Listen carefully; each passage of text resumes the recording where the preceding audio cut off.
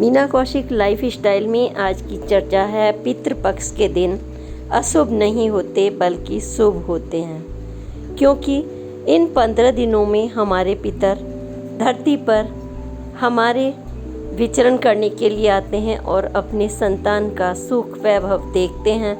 और जब वो हमें श्रद्धा भक्ति से उन्हें कुछ अर्पित करते हुए देखते हैं और यह देखते हैं कि आप कुछ अन्न दान खिलाने और खाने के और सुख समृद्ध हैं, तो वो बहुत प्रसन्न होते हैं। और जिनको इन 15 दिनों में गाड़ी, धन, मकान और कुछ प्राप्ति होती है, तो सोचिए और भी उनके लिए शुभ होता है, उन पर ईश्वर की कृपा बरसती है।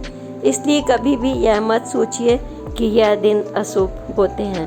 पितृपक्ष में जरूर कुछ वर्जनाएं हैं, इसके पीछे कारण हैं और तमाम महापुराण से लेकर गरुड़ पुराण, विष्णु पुराण, महाभारत में इसका वर्णन है। और पितरों के दिनों में दरअसल क्योंकि हम जब धन और समृद्धि प्राप्त कर रहे हैं और हमारे पितर आए हैं, हमने उन्हें कुछ अर्पण किया है, तो स्वाभाविक रूप से उन्हें अच्छा लगेगा। ऐसी तमाम चीज़ों को लेते हुए आज मैंने पितृपक्ष पर यह रिपोर्ट और पोस्ट तैयार की है, ताकि आपके मन में यह धारणा न रहे कि यह दिन अशुभ होते हैं। दरअसल जब हमारे पूर्वज मृत्यु को प्राप्त हो गए हैं, जो दादा दादी परदादा या जो भी, तो हम उनकी तिथि को पिंडदान करते हैं, श्रद्धा यानी श्राद्ध अर्पित करते हैं, तर्पण करते हैं और उनके पसंद की चीज़ें उनको अर्पित करते हैं। और चूँकि उन्होंने हमारा संरचना का निर्माण किया, हम उन्हीं का अंश हैं और हम थोड़ी सी श्रद्धा, पुष्पांजलि, जल, खीर, भोजन, उनके पसंद का सब कुछ अर्पित करते हैं, तो आत्मा तृप्त होती है। और कौवे, चींटी, गाय, कुत्ता, इन सब को भोजन खिलाकर और ब्राह्मण को हम अर्पण करते हैं अपनी श्रद्धा। और जब यह श्रद्धा और साथ में दीप दान करते हैं, और उस समय हमारे पितर प्रसन्न होते हैं। जो कि मैंने बीच में बताया है, हमारे पितर कौन हैं? मनुष्य पितर और देव पितर। भगवान श्री राम ने भी अवतार के रूप में पिंडदान किया था, और आपको पता है कि माता सीता ने भी किया था। जो लोग ये कहते हैं कि लड़की नहीं कर सकती, तो यह धारणा उचित नहीं है, बल्कि कोई भी संतान, बेटा, बेटी, पुत्र, वधू, यह सब पुत्र पिंडदान, तर्पण, श्राद्ध कर सकते हैं, क्योंकि श्राद्ध मतलब हमारी श्रद्धा। और जब हम श्रद्धा रखते हैं तो भगवान सूर्य, जिसका हम अंश हैं, भगवान चंद्र, वरुण देवता, जल देवता, पंच तत्वों से हमारा शरीर बना है, और हमें तब सुख की प्राप्ति होती है, परिवार का सुख, यश की प्राप्ति होती है हमें। और यह सब जरूरी है कि हम कुछ नियम के साथ करें। जैसे इन दिनों में हम क्या ना करें, यह जरूर ध्यान रखें। सद्कर्म करें, सद्कर्म करें, दान दें, प्रभु का स्मरण करें। जानिए इस पोस्ट में। नमस्कार, मीना कौशिक लाइफ स्टाइल में आपका स्वागत है। आज का महत्वपूर्ण विषय है पितृपक्ष। पितृपक्ष में अक्सर युवा पीढ़ी के सामने एक समस्या आती है, वो क्या करें और क्या ना करें। और उन्हें बताया जाता है अक्सर जो मान्यताएं हैं उसके मुताबिक मोटे तौर पर कि यह दिन अशुभ माने जाते हैं और इसमें कोई खरीदारी या नई चीज़ें नहीं खरीदनी चाहिए। लेकिन आज हम एक महत्वपूर्ण पक्ष की तरफ चर्चा कर रहे हैं कि पितृपक्ष अशुभ नहीं बल्कि शुभ है। कैसे शुभ है, इस पर हम चर्चा कर रहे हैं। क्योंकि अगर हम मोटे तौर पर बात करें तो पितृपक्ष यानी श्राद्ध के दिन यानी जो हमारे पितर मृत्यु को प्राप्त हो चुके हैं, जैसे किसी के परदादा हों या उनके भी दादा हों, यानी 3 पीढ़ियों के पितर, तो इनके लिए पिंडदान, तर्पण और श्राद्ध की परंपरा है। ये परंपरा क्यों है और इसमें आप इन दिनों में खरीदारी करें या ना करें, आज इस महत्वपूर्ण विषय पर हम कुछ आपके सामने तथ्य रख रहे हैं जो आपको लगेगा कि हाँ ये सच है। तो जब हमारे सामने पितरों की बात आती है, पितरों यानी पितरों के पितृपक्ष में उनको श्रद्धा अर्पण, पिंडदान, तर्पण, उनके लिए यज्ञ, तमाम तरह का अन्नदान, कपड़े दान, चीज़ों का दान क्यों करते हैं?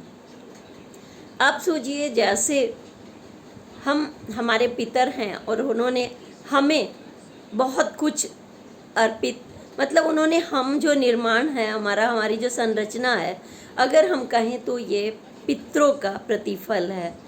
उन्होंने हमारे लिए क्या क्या किया, हमारे शरीर की संरचना, बुद्धि का विकास, आपका ऐश्वर्य, धन दौलत, पति पत्नी, बहू, परिवार, बच्चे, इन सब का सुख आपको पितरों की कृपा से मिलता है।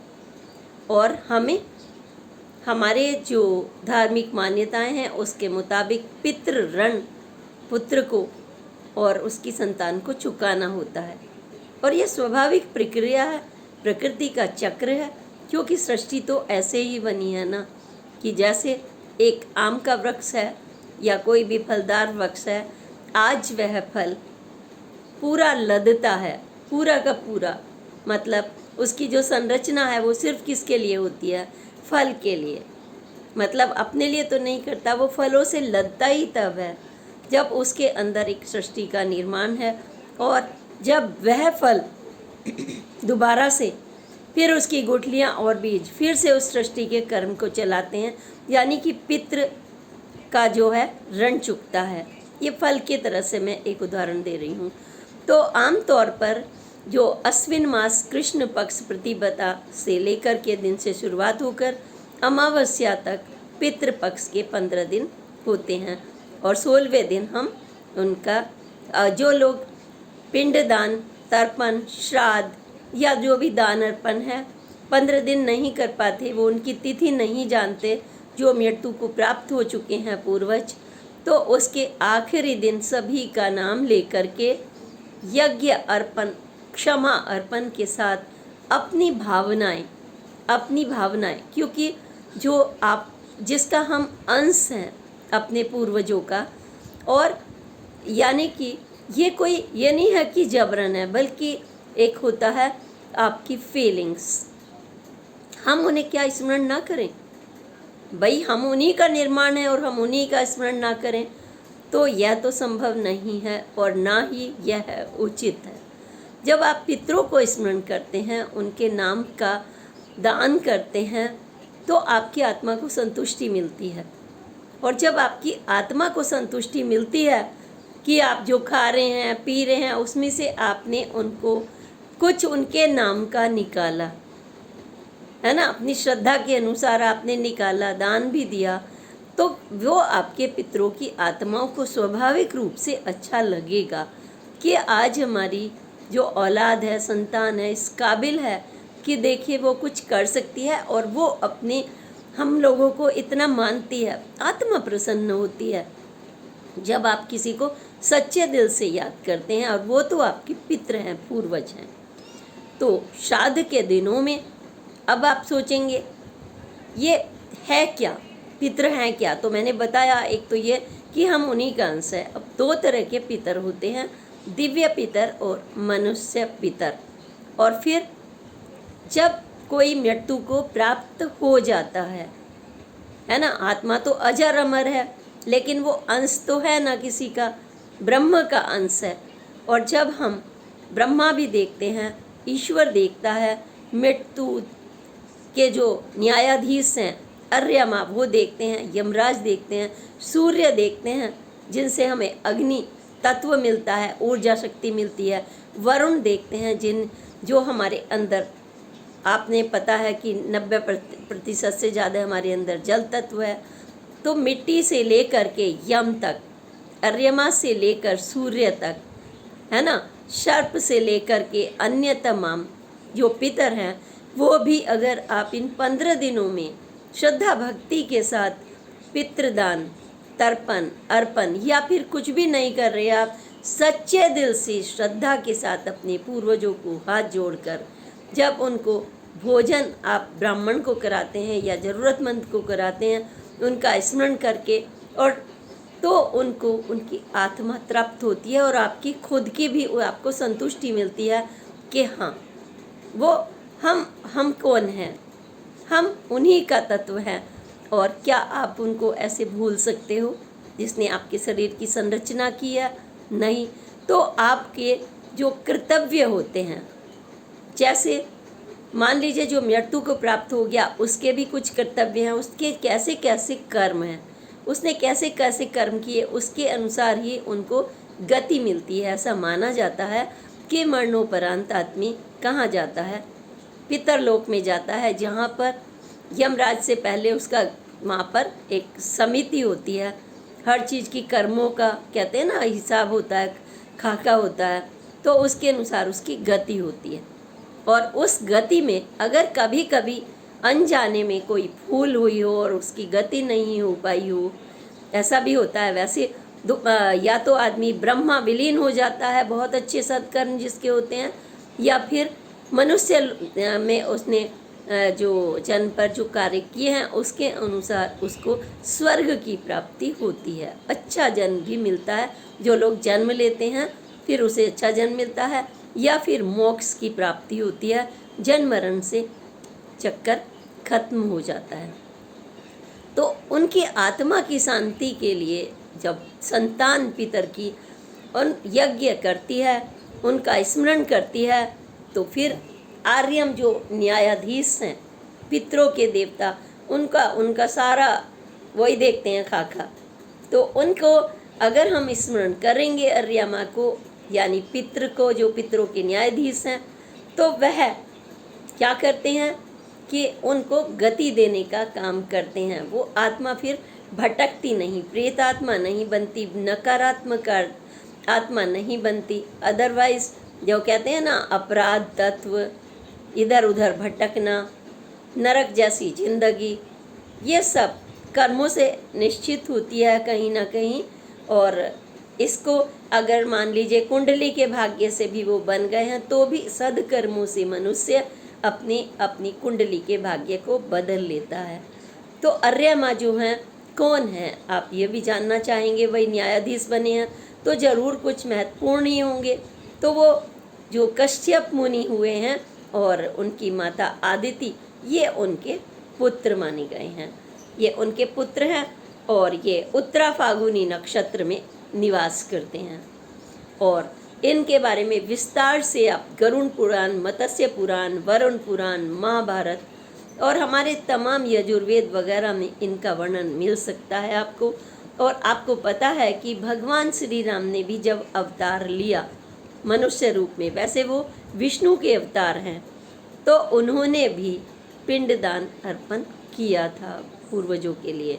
और उनके आप फोटो देख सकते हैं उन्होंने कैसे पिंडदान किया था। तो इसमें हम क्या क्या करते हैं, सूर्य है, वरुण है, तो इसमें जब हम यज्ञ करते हैं तो यज्ञ में यज्ञ का जो स्वाहा होता है यानी कि हव्य होता है, अर्यमा उसको भी स्वीकार करते हैं। सूर्य भी तृप्त होता है और जल तत्व भी तृप्त होता है जब हम स्वाधा कव्य कहते हैं। तो हमारे जो मंत्र हैं, मंत्रों का उच्चारण भी हमारे नक्षत्रों से है, क्योंकि हमारा निर्माण भी पंच तत्व से हुआ है। और हमें अपना कर्म के साथ साथ हमें अपना पितृ अगर ऋण चुकाना है तो क्या आप इतना भी नहीं कर सकते? यह कोई जबरन नहीं है। क्यों? मतलब आप बताइए कि अगर आप किसी के लिए कोई काम करते हैं, मैं आपसे पूछती हूँ, यानी कि आप चाहे वो बॉस हो, चाहे नौकर हो, या आपकी संतान हो, जब वो आपके लिए कुछ करते हैं, गिफ्ट ला कर देते हैं, या आप मुस्कुरा कर बात करते हैं, और आपने अपने ढंग से, कभी कोई चॉकलेट देगा तो कोई खुश करने के लिए आपने देखा होगा वो सिगरेट ही एक दूसरे को लगा के दे देते हैं, यानी कि तो आपके प्रसन्न करने के अपने अपने अंदाज होते हैं, तो आपको उनकी कृपा प्राप्त होती है ना। इसी तरह से हमारे जो पितर हैं, अगर हम उनकी पसंद नापसंद जानते हैं, मान लीजिए जो पीढ़ी के गाए हुए हैं, आप ही के सामने मृत्यु को प्राप्त हुए हैं, तो आपके माँ दादा दादी बताते हैं कि उनको ये पसंद था, है ना, तो आप कहते हैं उनका खाना पहनना ऐसा था। अगर आप उनके इच्छा अनुसार यानी कि जो वो पसंद करते थे, तो इन पितृ दिनों में या उनकी मृत्यु तिथि पर अगर आप श्राद्ध करते हैं या फिर अमावस्या के दिन करते हैं, तो उनकी पसंद का चीज़ें भी दान अर्पण करनी चाहिए, क्योंकि पूर्वजों को अच्छा लगता है कि देखिए हमारी संतान आज भी हमें उसी ढंग से याद करती है जब हम वहाँ थे, कैसे प्यार से वो आपको बना बना कर खिलाते थे, उनकी पसंद, और कितना प्यार करते थे वो आपको। तो आप भी जाने अनजाने, मतलब ये तो फीलिंग्स है, ये फीलिंग्स है जो हमारे पितृ गए हुए हैं, वो तो हमारी मन और आत्मा के अंदर बसते हैं और हम उनकी मन आत्मा में बसते हैं। जब भी कोई खुशी होती है तो आप देखा होगा, कोई शुभ कर्म होता है, शादी ब्याह होती है, तो आप उसमें सबसे पहले उन्हें हाथ जोड़कर उनसे आशीर्वाद लेते हैं पितरों से, और पितरों का आशीर्वाद भरपूर आपको मिलता है। बस आप स्मरण मात्र से वो खुश हो जाते हैं। हालांकि इसके भी कुछ नियम धर्म हैं, जैसे जो यज्ञ करते हैं आप उन्हें स्मरण करते हैं, तो आपने देखा होगा तिल का बहुत महत्व होता है, और उड़द की दाल का पितरों के नाम पर जब कहते हैं तो उड़द की बनाई हुई कचौरी, उड़द के दाल की बनाई हुई इमरती, उड़द के दाल के बनाए हुए बड़े, है ना, और तमाम तरह के भोग, भोजन पदार्थ, कपड़े, अन्न, धन, आटा, दाल, चावल, जेवर, कपड़ा, तमाम चीज़ें आप दान करते हैं अपनी हैसियत के अनुसार। और जब आप ऐसा करते हैं तो पूर्वज, कहा जाता है कि इन दिनों धरती पर 15 दिनों में विचरण करते हैं, घूमने के लिए आते हैं। खास तौर से आर्य माँ वो देखते हैं और वो सबको पहचानते हैं पूर्वजों को, और वो पहचान करके वो देखते हैं कि देखिए इनकी शांति हो जानी चाहिए, क्योंकि इनका दायित्व इनकी औलाद ने संभाल लिया है। तो फिर उनकी आत्मा नहीं भटकती, उन्हें लगता है कि हमारी औलाद इस ये लायक हो गई है, खा रही है, पी रही है, अच्छा है, देखो दान भी कर सकती है, और जितना भी है हैसियत के अनुसार अगर आप एक रोटी भी दान करेंगे तो भी वह अर्यमा यानी हमारे पितरों तक पहुंचा देते हैं, शांति उनको मिलती है। तो हमने यह बात आपको एक इस तथ्य के रूप में बताई कि हम उनका अंश हैं, हम उन्हें स्मरण करते हैं, नमन करते हैं उनके हिसाब से। अब लोग कहते हैं कि ये 15 दिन अशुभ माने जाते हैं, इसमें आप खरीदारी ना करें। ऐसी मान्यता है कि पूजा ध्यान से आपका ध्यान भटक जाता है पितरों से, और इसलिए शुभ कर्म की चीज़ें नहीं खरीदते। तो धार्मिक मान्यताओं के मुताबिक कहा जाता है गाड़ी, लोहे की से बने वाहन वगैरह, फ्लैट, मकान और शादियां वगैरह इन शुभ दिनों में नहीं की जाती। लेकिन अगर हम कहें कि भाई आपको कपड़े पहनने हैं या गाड़ी आपके लिए इम्पॉर्टेंट है या बहुत सारी चीज़ें ज़रूरत की चीज़ें हैं, है ना, तो अगर आप खरीदते हैं तो इसका मतलब ये नहीं है कि वो अशुभ हो गई। वो तो यह है कि आपका मन ही नहीं करता, अपने जो आपके पूर्वज हैं आपको याद आते हैं, ऐसे में आपको अपने ओढ़ने पहनने पर अच्छा नहीं लगता, खुद को ही नहीं लगता, क्योंकि वो अलग दिन है। जैसे पूजा का अलग स्थान है तो नहाने का अलग स्थान होता है, इसी तरह ये 15 दिन आपके स्मरण के दिन हैं पूर्वजों के, इसलिए आप कोशिश करते हैं और करनी चाहिए कि हम उन दिनों में थोड़ा सा बचें। लेकिन जो खरीद रहे हैं, मान लीजिए आपके बच्चे का फंक्शन है, उन्हें मेले में जाना है, आपके बेटे को गाड़ी खरीदनी है, जाना है, तो आप यह नहीं सोच सकते वो अशुभ हो गई, बिल्कुल भी नहीं। क्योंकि हमारे पितृ जब विचरण कर रहे हैं और उन्हें देखकर सच कहें तो प्रसन्नता होती है, और उनको लगता है कि देखिए हमारे बच्चे आज इस स्थिति में हैं कि वो पूरे साल खाते हैं, पीते हैं, खरीदते हैं और उन्हें अच्छा लगता है। तो आप अपने मन में ये धारणा बिल्कुल मत पालिए कि ये दिन अशुभ होते हैं, ये शुभ होते हैं। बल्कि क्योंकि पितृ इन दिनों क्यों शुभ होते हैं ये मैं आपको बता रही हूँ।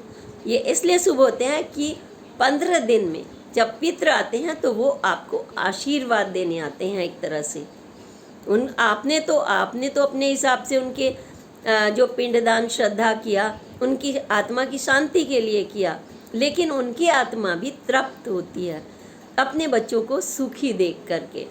और आप उनको स्मरण करते हुए जब वो चीज़ें खरीदते हैं, है ना, और उनको वो कपड़े पहनते भी हैं, और आप उनके लिए ये कहते हैं कि ये आप ही का आशीर्वाद है जो सब कुछ मिल रहा है, आज मैं जो भी हूँ आप ही के कारण हूँ, मैं आपकी संरचना हूँ। जब आपके अंदर ये भाव होता है तो आपके लिए कोई भी दिन अशुभ नहीं है और ना हो सकता है। तो आप अपने मन से ये धारणा तो बिल्कुल ही निकाल दीजिए कि हमें ये अशुभ दिन है। ये शुभ दिन है क्योंकि आपके पितृ आपको आशीर्वाद देने आ रहे हैं। आपको गाड़ी मिली इन दिनों, आपको मकान मिला इन दिनों में, आपको कोई ज़मीन मिली, तो ये आपके पितरों ने आपको और भी विशेष आशीर्वाद दे दिया, है ना। तो शादी ब्याह को लोग कहते हैं इन दिनों तय नहीं करते। ठीक है, आप पूर्वजों का दिन है, आप कोशिश कर सकते हैं, कोई 15 दिन में ही ज़रूरी नहीं है, आप अवॉइड कर सकते हैं, कोई बुराई नहीं है। लेकिन यदा कदा ऐसी बात शुरू हो जाती है, अचानक बातों बातों में या कुछ तय हो जाती है, तो उसको गलत भी मत मानिए, क्योंकि जब प्रभु प्रसन्न होते हैं, पूर्वज प्रसन्न होते हैं, तो वो सब कुछ आके उसी दिनों में तो देंगे जब वो आ रहे हैं। आप सोचिए कि आपने तो उनका नमन कर लिया, लेकिन तभी तो देंगे।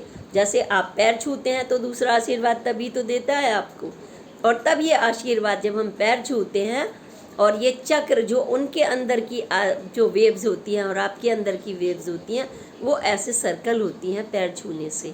पैर छूने से आप झुकते हैं तो ये मत सोचिए आप झुके हैं, जो दूसरे आदमी की जो आपके सद्गुण है वो आपके अंदर आकर के शुभ कर्म देते हैं। इसीलिए पैर छूना हर व्यक्ति के लिए उचित नहीं बताया गया है।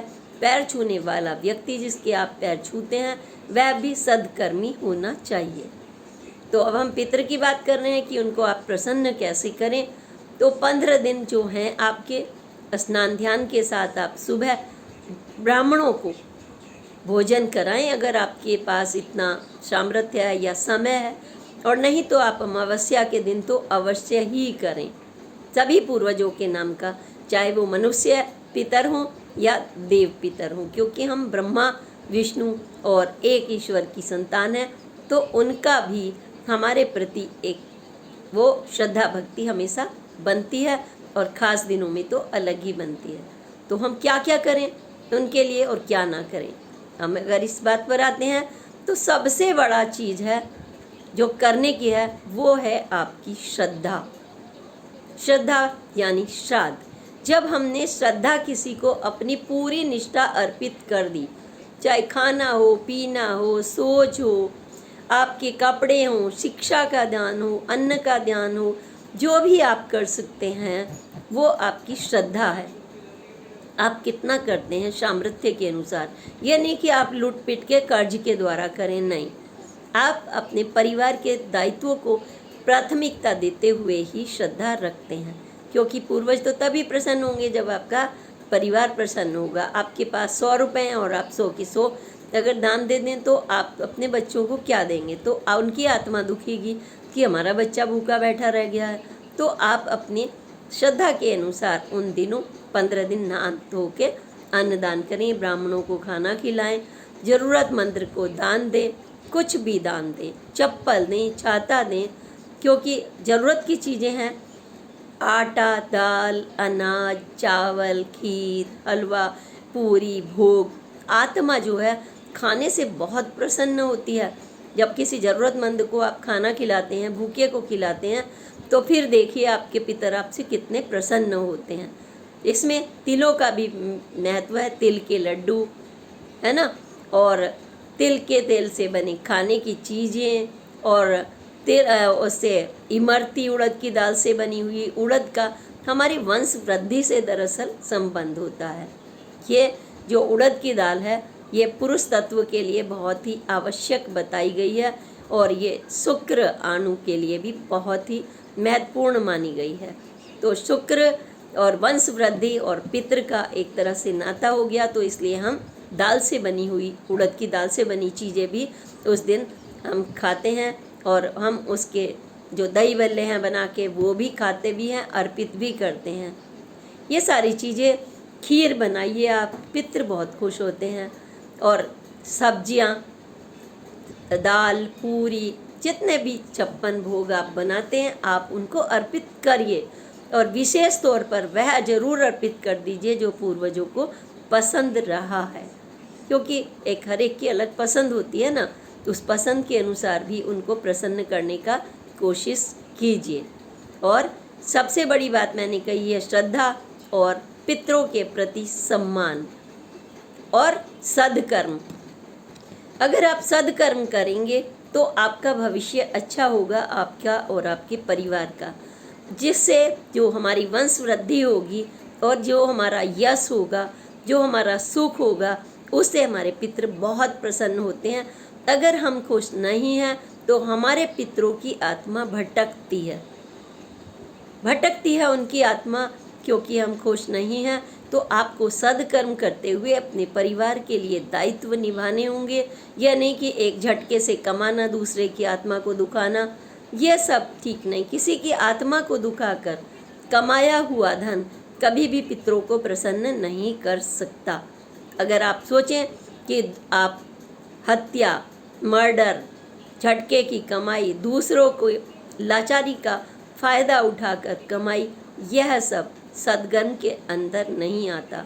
ऐसा कर्म अपयश देगा, अपराध की श्रेणी में रखेगा, और इससे जब आप अपराध की एंट्री में हो गए तो आपके सद्गुण, जो सद्कर्म है, दुर्गुण में बदल गए।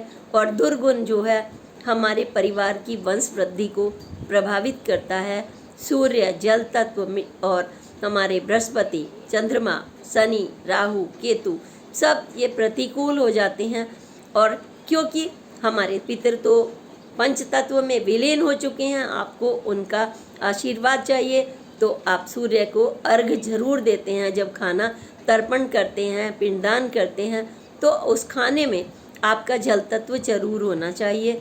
जल से पूजन करके जल के साथ हम उन्हें खाना अर्पित करते हैं, आपको पता है। और फिर हम 5 तरह के टुकड़े जरूर निकालते हैं।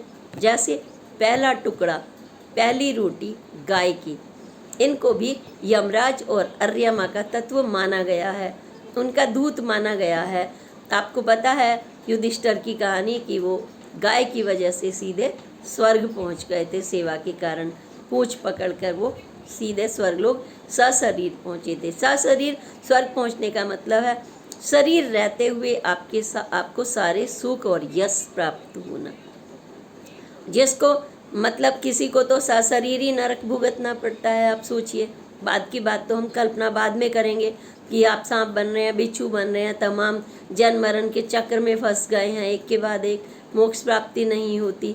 तो हमें क्या करना होता है, अपनी सबसे ज़्यादा रखनी है सद्कर्म, पितरों को प्रसन्न करने के लिए, आत्मा के लिए।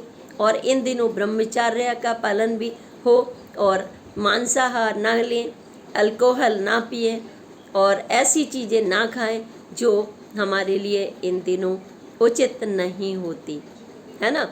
तो प्याज लहसुन तक को भी वर्जना में रखा गया है, क्योंकि ये तामसिक भोजन में माना जाता है।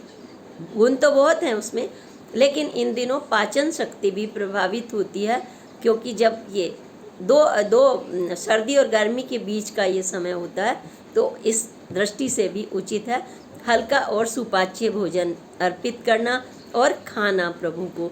और जो नहीं करना है आपको, बिल्कुल भी यही बताया मैंने, आप मांसाहार ना करें, आप दारू का सेवन ना करें, अल्कोहल ना पिएं, इस तरह की चीज़ों का सेवन ना करें जो आपके लिए घातक होता है, आपके शरीर के लिए घातक होता है, आपकी बुद्धि को ये नष्ट करती हैं चीज़ें।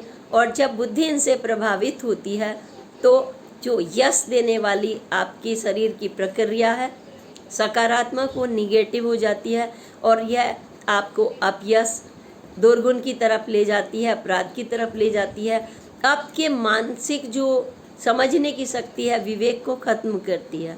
जो हमारा खान पान है, सादा जीवन, उच्च विचार, इसीलिए है कि आपका सुपाच्य कारण, आप स्वस्थ हैं तो आप अच्छा सोचते हैं। आप बीमार हो जाते हैं, आप देखना, आपने रात को खाना ठूस ठूस कर खा लिया तो आपको कितने गंदे गंदे सपने दिखते हैं। ये सब सपने दिखने का भी आपके शरीर रचना से इसका संबंध है, और कुंडली से तो होगा ही होगा, क्योंकि हम पंच तत्व से बने हुए हैं। इसलिए आप कोशिश करें किसी की आत्मा को कष्ट बिल्कुल ना पहुंचाए, चाहे 15 दिन हो या जीवन के जितने भी आपके वर्ष हों। अगर आपने ये बात मन में गांठ बना ली, बांध ली, यानी कि पोटली की तरह, कि ये हमारे पूर्वजों ने हमें यही सिखाया है कि हम सदकर्म पर चलते हुए हम यशस्वी बने, हम सुखी बने, हम धन अर्जन उतना करें जो हमारे परिवार के लिए सुख देने वाला हो, सुख देने वाला। अगर वो दुख देने वाला हो, किसी की आत्मा को सता कर देने वाला धन हो, तो वह आपको दुर्गुण की तरफ ले जाएगा, और आपको हर वक्त चिंता बनी रहेगी कि अब मुझे पुलिस का शिकंजा जकड़ लेगा, अब मेरे को यहाँ अपयश हो सकता है, हानि हो सकती है, आपने जो कमाया सारा का सारा नष्ट हो सकता है। तो इसलिए हमें यही अपने मन में गांठ बांध लेनी है। सदकर्मों पर चलते हुए आप यश कमाएं, धन कमाएं, बच्चों के लिए सुख कमाएं, और सारे की सारे जो हमारे न्यायाधीश हैं, हमारे कर्मों के पूर्वजों के रूप में, या हमारे नक्षत्रों के रूप में, या पंच तत्वों के रूप में, हम उनको नमन करते हुए उन्हीं के अनुसार कार्य करें। यानी वो हमारे पिता हैं, माता हैं, वो हमारे धरती के पोषक हैं, वो हमारे विकास करने वाले हैं, वो हमारे संरचना के दाता हैं। जब आपने ये गांठ बांध ली, उसी तरह से जैसे सूर्य, भगवान शिव, या हमारी लक्ष्मी माता, ये सृष्टि के पार्वती माता, गणेश जी बुद्धि के दाता, सरस्वती माता बुद्धि की दाता, ये जब हम हमारे बल बुद्धि के, हमारे भगवान बाबा बजरंगबली, हमारे श्री राम मर्यादा पुरुषोत्तम, हमारे को सीमा रेखाओं में बांधने वाले, कि ये हमारे संबंधों की सीमा रेखा है, आपने पार की, आपके अंदर कोई दुर्गुण आया, पाप आया किसी के भी प्रति, तो आप उसमें भस्म हो जाएंगे। आपने किसी को नुकसान पहुंचाने का मन में सोच भी लिया तो आपकी गति नहीं हो सकती। आपकी जो सदकर्म है वही आपको बचा सकते हैं, और सदकर्मों के साथ जब आपने उनको नमन किया तो वही आपकी सच्ची श्रद्धा है। तब आप भूल जाइए, यह मत सोचिए कि ये अशुभ दिन होते हैं, यही आपके लिए शुभ दिन है, क्योंकि खास दिन में पितृगण आपको देखने के लिए आए हैं और आपने उनको स्मरण तक नहीं किया। आप अपने मांस मदिरा में, आप अपयश के कार्यों में फंसे हुए हैं, आप उनको स्मरण ही नहीं कर रहे हैं, और ये आपको इतना घमंड हो गया है पूर्वज क्या होते हैं, आप कुछ भी नहीं कर रहे, तो जाहिर है वो निराश होकर 15 दिन के जब जाएंगे कि उनका तो अपना कोई याद ही नहीं कर रहा, तो वो श्राप तो क्या देंगे, श्राप तो नहीं देता कोई भी, पूर्वज लोग कहते हैं श्राप देंगे, लेकिन जाने अनजाने आत्मा को कष्ट होता है। जैसे आप हैं और आप अपने बच्चे को देख रहे हैं, आपने उन्हें पाला पोसा बड़ा किया, उसको भी छोड़ दीजिए, आप बॉस हैं, आपने सब कुछ किया अपने कर्मी के लिए, लेकिन कल वो अगला प्रतिष्ठान जब बनाए तो वो आपको धता दे, अपनी दुष्टता का परिचय दे, अपयश की तरफ जाए, तो उन्हें बुरा लगेगा कि इतने दिन काम करने के बाद भी अच्छे संस्थान में उसको संस्कार नहीं आए, तो उनको भी बुरा लगता है। बल्कि अच्छा तब लगता है जब पता चले कि उसने उस प्रतिष्ठान में कार्य किया, देखो कितना अच्छा सीखा है, कि ऐसे ऐसे वो 10 प्रतिष्ठान चलाने की पावर सीख गया है। तो अभी इसी के साथ मैं कहूँगी कि पितृपक्ष चल रहे हैं, 17 सितंबर से शुरू हुए हैं और 2 अक्टूबर को अमावस्या के दिन पूर्ण होंगे। तो आप अगर बीच में नहीं कर पा रहे हैं तो हर रोज़ स्नान करके जब दीपदान तो अवश्य ही करें, और जब स्वयं खाना खा रहे हों तो 5 टुकड़े जो पूर्वजों के नाम के हैं, एक गाय का टुकड़ा, एक कुत्ते का लास्ट वाला टुकड़ा, एक कौवे का टुकड़ा, एक चींटी का टुकड़ा और एक पंचतत्वों के नाम का, ये पूर्वजों के नाम का टुकड़ा अवश्य आप अर्पित करें और बाद में उन्हें आप बाहर रख दें, ताकि उन्हें कुत्ता, गाय, कौवा, चिड़िया यह हमारे पूर्वजों तक पहुंच सके आपकी श्रद्धा के रूप में। इसी के साथ अगली पोस्ट तक के लिए मैं आपको प्रणाम करती हूँ, लेकिन यह जरूर कहूँगी पितरों के नाम यश कमाने के नाम जब हम किसी जन कार्य में लगें तो उस जन कार्य से अवश्य जुड़ें। मेरा जन कार्य भी यही है कि आप स्वस्थ रहें, सुखी रहें, धार्मिक निष्ठा के साथ आप प्रभु का स्मरण करते हुए उनसे हमेशा यश प्राप्ति करें और धन अर्जन करें, खूब सुखी समृद्ध रहें। और इसी के साथ अगर आपकी प्रभु में निष्ठा है और अगर आपको लगता है कि मीना कौशिक लाइफ स्टाइल एक सदकर्म की तरफ है तो प्लीज़ सब्सक्राइब करें और अपने पूरे परिवार से भी करा दें अगर आपको लगता है।